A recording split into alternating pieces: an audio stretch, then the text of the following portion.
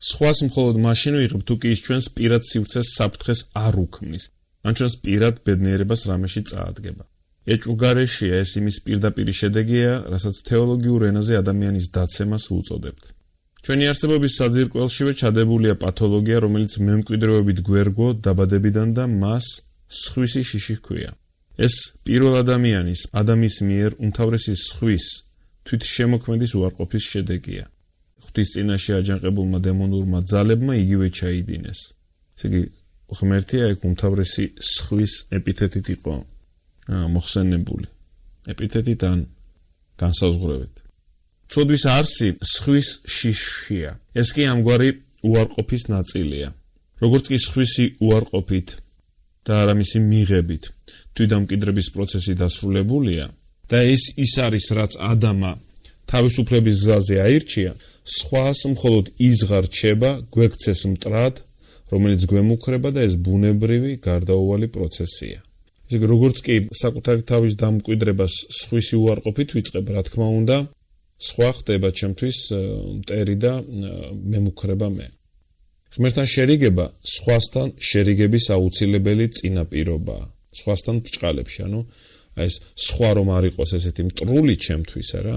ეს წინაპირობა აუცილებელი იმისთვის, რომ ღმერთთან შერიგება მოხდეს. ღმერთი, როგორც უმთავრესი სხვა, იქნეს კვლავ ჩემს მიერ მიღებული. ხო თქვენ როგორც შეატყვეთ, მე ზოგან ტექსტს მივყვები, ზოგან კი ჩემი ჩანართებია. იმის შედეგად, რომ უცხოს შიშის პათოლოგია ჩვენი არსებობისაგან განუყოფელია, განმხოლოდ სხვისი, ზოგადად სხვა ყოფნისაც გვეშინია. აი სხვადმყოფი, საერთოდ სხვა რამეზე აგებული რაიმე და ვინმე, სხვაგვარად მოწყობილი ვინმესიც გვეშინია, იმიტომ რომ ჩემი თვითდამკვიდრებისთვის მე მჭირდება სხვისი უარყოფა, იმიტომ რომ როგორც აი ბოეციუსის და ნეტარი ავგუსტინეს მიხედვით, მე რო ჩემი თავი დავადგინო, მჭირდება ჩემს შიგნით დარჩენა, ასე ვთქვათ, ხო? თვითშემეცნება იყო ნახსენები, ცნობიერებაზე იყო გამახვილებული ყურადღება და ელემენტარული იმითაც რომ დავიწყო აი თვითცნობიერებისათვის და თვითშემეცნების თუ თვითშეგნების ხო პროცესს, რომ უბრალოდ შეიძლება სხვამ კარი შემოაღოს და შემიშალოს, არა? ამ გაგებითაც გამოდის, რომ სხვა ჩემი, ასე ვთქვათ, ხელი შემშელი და მტერია, მაგრამ აქ კიდე ლაპარაკია ისე, რომ არა მარტო სხვისი, არამედ სხვადყოფნისაც გვეშინიაო, ხო? ეს უფრო მაღალი რამე არის სხვადყოფნა. ეს ძალიან ფაქიზი საკითხია, რომელიც ვფიქრობ სერიოზულ განხილვას საჭიროებს, რამე თუ ცხადყოფს, თუ რაოდენ ღრმა და ფართოა შიში სხვისადმი. ჩვენ განამხოლოდ ვუფრთხით ვიღაცა სხვას ან სხვებს. მაშინაც კი თუ კი ამ სხვებს ვიღებთ, მათ მხოლოდ იმ პირობით ვაღიარებთ, თუ კი რაღაცით მაინც გვგვანან. უკიდურესი განსხვავება ანათემაა. განსხვავებულობა თავისთავად სახიფათოა. ასეთი წარმოდგენები გვაქვს მოკლედ მცდარი. ეს უნივერსალური და პათოლოგიური შიშია და ამაზე ის ფაქტიც მეტყველებს, რომ თუ კი განსხვავება რეალურ საფრთხეს არ წარმოადგენს, ჩვენ მხოლოდ იმ მიზეზით უარყოფთ, რომ არ მოგწონს ჩვენს გემოვნებას არ ესადაგება. სულ რომ საფრთხეს არ გვიქმნიდეს, ჩვენი მოწონების ან გემოვნების გამო შეიძლება და მასთან არ მისადაგების გამო შეიძლება ვუფრთხოდეთ მას და განვერიდოთ. მაგალითად, ადამიანის სხვა ფერის კანით არაფრით გვემუქრება. ჩვენ კი მას გამორჩეულობის გამო მაინც უარყოფთ. ეს რა თქმა უნდა უკიდურესობაა, რასაც დღესდღეობით ყველანი ვთანხმდებით, თუმცა უხვადა იმის თვალსაჩინო მაგალითებიც, რომ სხვისი შიში ფაქტობრივად განსხვავებულობის შიშია და სხვა არაფერი. საკუთარი მოდელის სხვაზე გადატანას ყველანი ვცდილობთ, რაც მიგვანიშნებს, რაოდენ ღრმად არის ფესვგადგმული სხვისი შიში ჩვენს ყოფაში. როგორც კი სხვის შიშს სხვადყოფნის შიშად წარმოვაჩენთ, განსხვავებულობა განდგომასთან იგივდება. ეს ბინდავს გონებას და თავზარდამცემს ხდის ადამიანის ქცევას. ამასთან სდევს მეტისმეტად მძიმე ზნეობრივი შედეგები. ჩვენთვის ცხოვრებაც და ადამიანებიც განსხვავებათა მიხედვით იყოფა. ამ განსხვავებათა საფუძველზე ვაარსებთ კლუბებს, თემებსა და ეკლესიებს. თანაზიერება სხვა არაფერია, თუ არა მშვიდობიანი თანაარსებობის პირობა. განსხვავებას წყალგამყოფად რომ გარდაიქმნება, თანაზიარება, ანუ ეს ჩვენი კომუნიკაცია, ურთიერთობა სხვებთან, არა? ხდება სხვა არაფერი, თუ არა მშვიდობიანი თანაარსებობის პირობა. ესე იგი, ჩვენ, როდესაც მშვიდობიანად თანავარსებობთ, მაშინ გადალახული კი არა გვაქვს, ესე ვთქვათ, სხვის მიმართ შიში, არამედ უბრალოდ რაღაც მშვიდობიანი თანაარსებობის პირობებს ქმნით, ვაღიარებთ და მას ვემორჩილებით, იმისთვის, რომ გვაცალონ უხეშად რო ვთქვათ, აი სხვისი შიში. ვიდრე ინტერესები საერთოა, ეს თანაზიარება და ურთიერთობა გრძელდება, თუმცა თუ კი ინტერესები ერთმანეთს აცდება, კონფლიქტსა და კონფრონტაციაშიც იოლად გადაიზრდება. ჩვენი საზოგადოებებისა და მსოფლიოს მდგომარეობას დღესდღეობით ამის მაგალითებს გულუხვად იძლევა.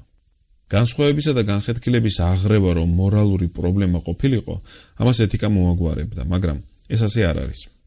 ხერაზე ჩვენ ლაპარაკობთ, რომ ეს ერთმანეთის მიმართ მეუღებლობა, რაღაცა პირობების შექმნა, სხვისი შიში, ეს ყველაფერი ეთიკური პრობლემა ყოფილიყო, მაშინ ეს ადვილად მოგვარდებოდაო. წმინდა მაქსიმე აღსარებელმა ამაში არა მხოლოდ უნივერსალური, არამედ კოსმიური შრეებიც ამოიცნო. მთელი კოსმოსი ამ განსხვავებათა საფუძველზე იყოფა და მისი ნაწილები მათი განშტოებებით განსხვავდება. ამგვარად თანაზიარებისა და სხვატყოფნის საკითხი სიკვდილის პრობლემასთან ორგანულ კავშირშია. სიკვდილი არსებობს, რადგანაც თანაზიარება, ეს ურთიერთობა, ესე იგი ეს კომუნიკაცია, ხო? და სხვატყოფნა სამყაროში ვერ თანაარსებობენ. განსხვავებული არსებები ერთმანეთისაგან დისტანცირდებიან, განსხვავება განხეთქილებად გარდაიქმნება, გამორჩეულობა დისტანცია. წმინდა მაქსიმე ამ ტერმინებს კოსმიური და უნივერსალური სიტუაციის აღსაწერად იყენებს. დიაფორა არის განსხვავება. და ეს უნდა შენარჩუნდეს, რადგან ის კარგია. დიასტეზისი არის გაყოფა, დიაფორის დამახინჯება და ამიტომ იგი ცუდია. იგივე შეიძლება ითქვას დიასპასისზე, განხრწნაზე და შემდგომ სიკვდილზე. ესე იგი, ის რომ დიაფორა გადაიქცევა დიასტეზისად, ანუ გაყოფად და დიასპასისად განხრწნად. ეს იმიტომ ხდებაო, გრიგოლ ნოსელი ამბობდა, რომ არსებობსო დიასტემა, ანუ რაღაც შუალედი სივრცისა და დროის თვალსაზრისით, რომელიც ახასიათებს ქმნილებას, როგორც არაარსისაგან ყოფიერებაში მოსულს. არაფრიდან ქმნადობასთანაა გადაჯაჭული მოკვდაობა. აი არაფრიდან რომ შეიქმნა, ამასთანაა გადაჯაჭული მოკვდაობა. და ამის ტოლფასია ღმერთის, გინდა ნებისმიერი სხვის უარყოფა. მოკლედ ეს უარყოფის მომენტი, აი როგორც თავში ითქვა, კოსმოლოგიური მასშტაბით გვახასიათებს. ჩვენ გვხვდებით მაშინ, როდესაც სხვისი უარყოფით განსხვავებას განხეთქილებად ვაქცევთ. ხო, სხვა უარყავით, როგორც იმიტომ რომ სხვა მყოფია, რაღაცა სხვა არის, ხო? და ამას როცა განხეთქილებად, ჩემგან მოკვეთის ამბად გადავაქცევ, ჩვენ მაშინ ესე იგი სიკვდილს ვემორჩილები, ჩვენ გვხვდებით. ჯოჯოხეთიანო სამუდამო სიკვდილი, როგორც მეუდაბნოე მამები ამბობდნენ, სხვა არაფერია, თორა სხვისაგან განცალკევება. ამ პრობლემას ეთიკის მეშვეობით ვერ გავუმკლავდებოდით, საჭიროა ხელახალი დაბადება. ამას კი ეკლესიოლოგიამდე მივყავართ. როგორია ურთიერთმიმართება თანაზიარებასა და სხვატყოფნას შორის? რა ადგილი აქვს სხვას საეკლესიო თანაზიარებაში?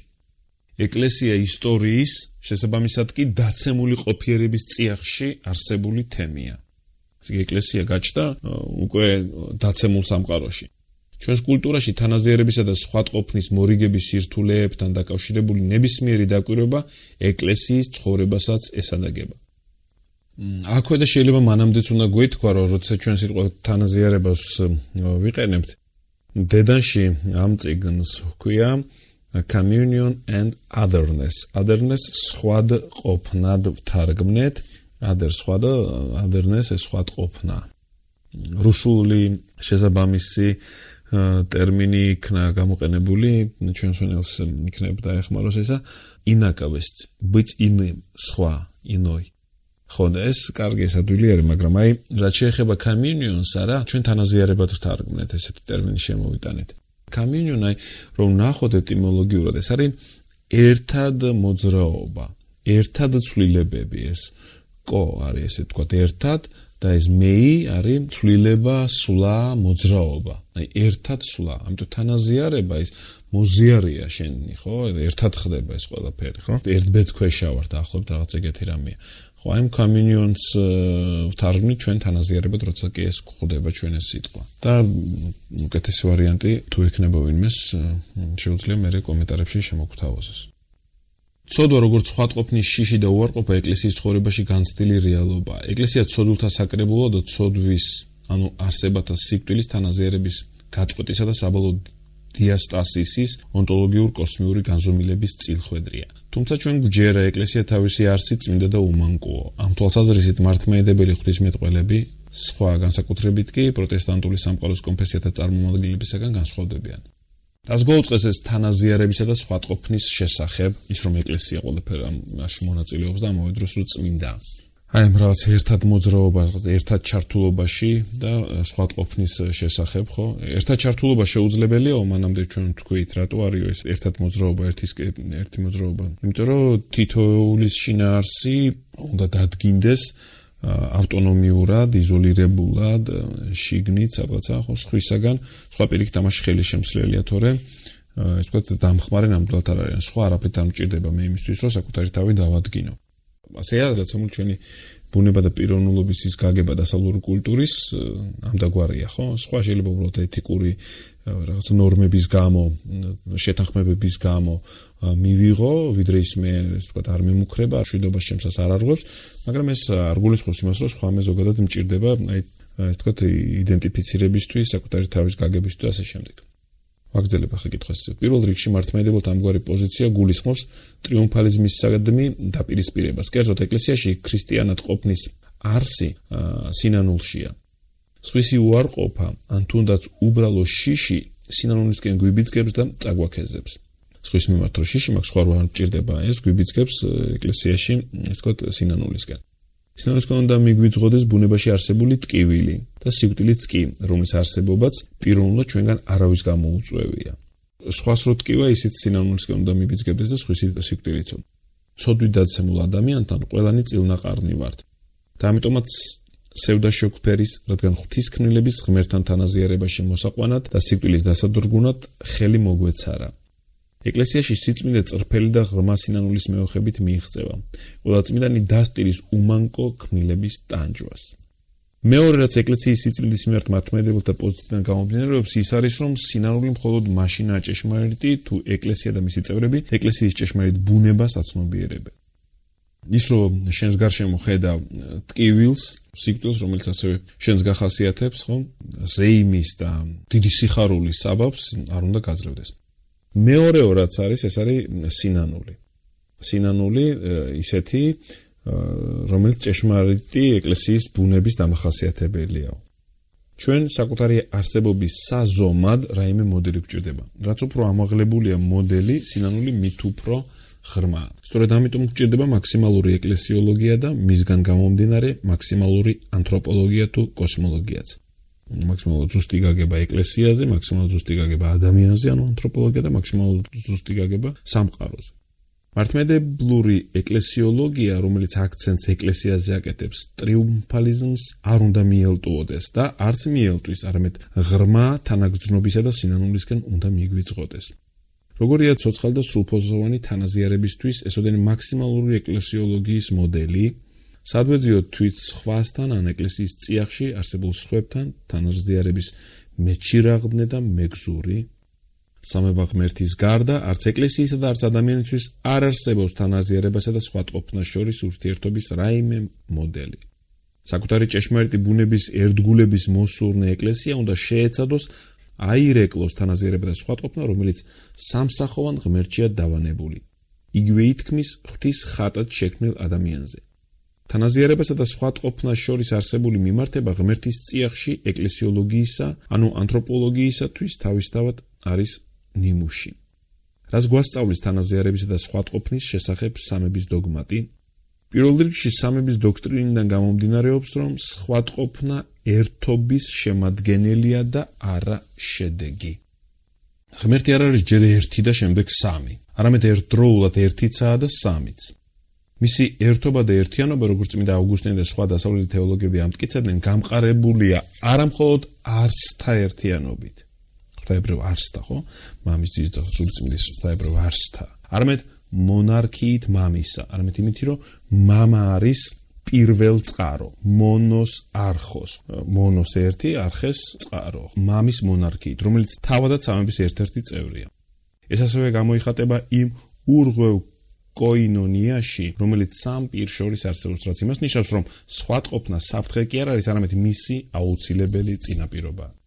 გარდა ამისა, სამების შესწავლა მოწმობს, რომ სხვა ყოფნა აბსოლუტურია.